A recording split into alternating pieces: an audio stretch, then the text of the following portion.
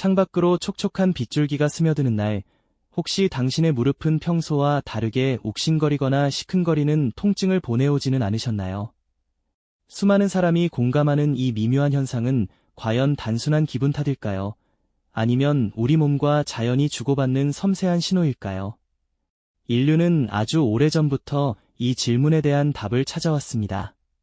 오늘 우리는 비만 오면 무릎이 아픈 오랜 미스터리를 함께 파헤쳐 볼 겁니다. 우리가 잘 몰랐던 과학 이야기를 계속 알고 싶으시다면 구독을 꾹 눌러주세요. 다음 편에서 더 흥미롭고 놀라운 이야기가 기다리고 있습니다. 우리가 겪는 이 통증은 결코 혼자만의 경험이 아니죠. 비가 내리면 관절이 불편하다는 이야기는 고대부터 전해 내려온 인류의 보편적인 공감대였습니다. 동양의 고의서에서는 날씨의 변화가 인체에 미치는 영향을 중요하게 다루었고, 서양에서도 히포크라테스 같은 고대 의학자들은 기후와 질병의 연관성을 주목했죠. 마치 오랜 친구처럼 혹은 불청객처럼 비 소식이 들려오면 자연스레 무릎을 감싸쥐는 모습은 시대와 문화를 초월해 어디에서나 발견되는 풍경이었습니다. 우리 할머니, 할아버지 세대에게는 비 예보보다 더 정확한 무릎 기상청이 있었다는 우스갯소리처럼 이 현상은 삶의 지혜이자 때로는 불편한 진실이었죠. 왜 비 오는 날 유독 우리 관절은 예민하게 반응할까요? 이제 이 흥미로운 질문에 대한 과학적인 탐구의 문을 활짝 열어보겠습니다. 비 무릎 현상을 설명하는 가장 유력한 가설 중 하나는 바로 기압 변화입니다. 비가 오기 전이나 비가 내리는 동안에는 대기압이 낮아지는 경향이 있거든요. 우리 몸의 관절은 연골과 활액으로 채워진 관절낭이라는 주머니 안에 보호되어 있죠. 이 관절낭은 외부의 기압 변화에 상당히 민감하게 반응하는 구조물입니다. 외부 기압이 떨어지면 상대적으로 관절낭 내부의 압력이 높아지면서 마치 풍선이 부풀어 오르듯 관절 내부 조직을 미세하게 팽창시키는 현상이 벌어집니다. 상상해보세요. 밀봉된 용기 안의 공기가 외부 압력 변화에 따라 미세하게 팽창하고 수축하듯이 우리 관절도 외부 기압에 맞춰 움직이는 것과 비슷하다고 할 수 있죠. 이러한 미세한 팽창은 관절 주변의 신경 수용체를 자극하게 됩니다.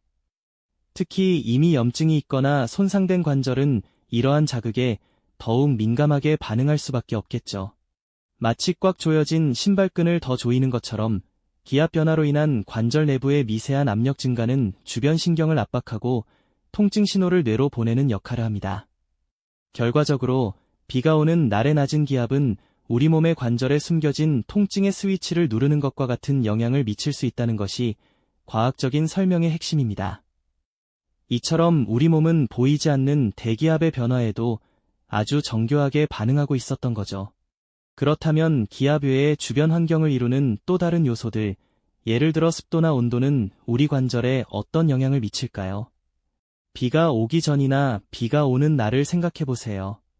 공기가 축축하고 끈적이는 느낌이 들 때가 많습니다. 바로 습도가 높아지는 순간인데요.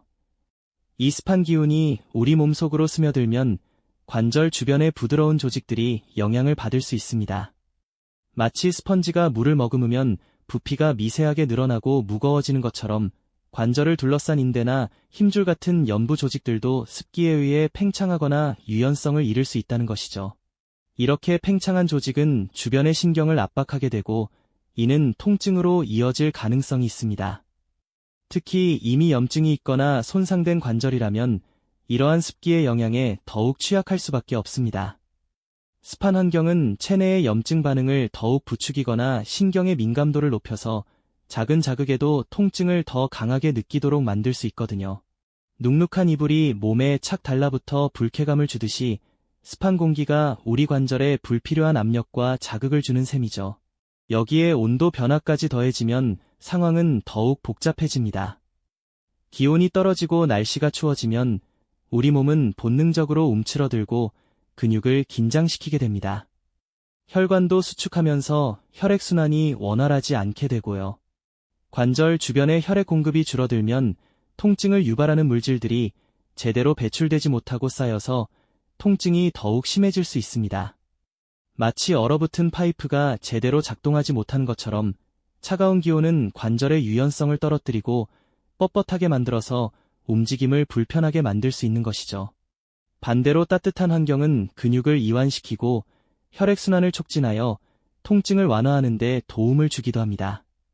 이처럼 비 오는 날의 관절 통증은 단순히 기압만의 문제가 아니라 습도와 온도가 복합적으로 작용하여 우리 몸의 생체 반응을 교란하고 통증을 증폭시키는 아주 복잡한 현상이라고 할 수 있습니다. 우리 몸이 이렇게나 예민하게 반응하고 있었다는 사실에 놀라지 않을 수 없겠죠? 그렇다면 현대의학은 이 비무릎 현상을 어떻게 바라보고 있을까요? 흥미롭게도 이 질문에 대한 의학계의 대답은 아직 명확하게 한 방향으로 수렴되지 않고 있습니다.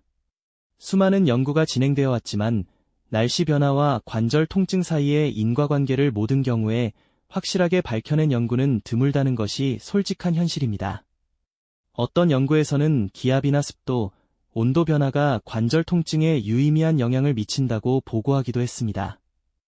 특히 류마티스 관절염이나 골관절염을 앓는 환자들을 대상으로 한 연구에서 이러한 상관관계가 나타나는 경우가 많았죠. 하지만 또 다른 연구에서는 날씨와 통증 사이의 뚜렷한 연관성을 찾지 못했다는 결과도 발표되곤 합니다. 이처럼 상반된 연구 결과가 나오는 이유는 무엇일까요? 우선 통증이라는 것이 매우 주관적인 경험이기 때문입니다. 사람마다 통증을 느끼는 정도나 민감도가 다르고 심리적인 요인 또한 무시할 수 없는 영향을 미칩니다. 예를 들어 비가 오면 아플 거야라는 기대나 믿음이 실제로 통증을 더 강하게 느끼게 하는 노시보 효과가 작용할 수도 있다는 것이죠. 뇌가 통증 신호를 해석하고 인지하는 방식에 따라 실제 통증의 강도가 달라질 수 있다는 이야기입니다. 하지만 그렇다고 해서 비무릎이 완전히 심리적인 현상이라고 단정하기는 어렵습니다. 분명히 많은 사람들이 날씨 변화에 따라 실제 신체적인 불편함을 겪고 있고 과학적인 메커니즘 또한 어느 정도 설명되고 있으니까요. 현대의학은 이 복잡한 현상을 규명하기 위해 지금도 꾸준히 연구를 이어가고 있습니다. 아직 모든 퍼즐 조각이 맞춰진 것은 아니지만 우리 몸과 자연의 상호작용에 대한 이해는 점점 더 깊어지고 있는 중이랍니다. 그렇다면 이처럼 복잡하고 미묘한 비무릎 현상 앞에서 우리는 어떻게 대처해야 할까요? 이 통증이 단순히 불편함을 넘어 우리 몸이 보내는 중요한 신호일 수 있다는 점을 기억하는 것이 중요합니다. 관절 건강을 평소에 잘 관리하는 것이야말로 가장 근본적인 해법이 될 수 있습니다.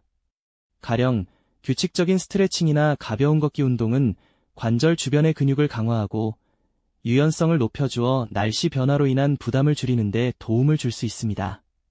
몸을 따뜻하게 유지하고 특히 통증이 느껴지는 부위를 찜질해주는 것도 혈액순환을 개선하고 근육을 이완시켜 통증 완화에 효과적일 수 있죠. 만약 날씨와 관계없이 통증이 지속되거나 심해진다면 반드시 전문가의 진료를 받아 정확한 원인을 파악하고 적절한 치료를 받는 것이 중요합니다. 비무릎 통증은 때로는 관절염과 같은 기저질환의 신호일 수도 있으니까요. 건강한 식단과 충분한 휴식 또한 우리 몸의 전반적인 면역력과 회복력을 높여주어 통증 관리의 중요한 요소로 작용할 수 있습니다.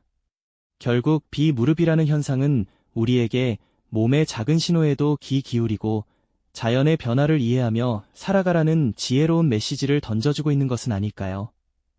우리 몸과 외부 환경이 얼마나 긴밀하게 연결되어 있는지, 그리고 그 섬세한 대화에 우리가 어떻게 응답해야 하는지를 깨닫게 하는 소중한 기회가 될 것입니다. 오늘 이야기는 비 오는 날의 무릎 통증이 단순한 우연이나 기분 탓이 아닌 우리 몸과 외부 환경, 그리고 마음의 복잡한 상호작용임을 보여주었습니다.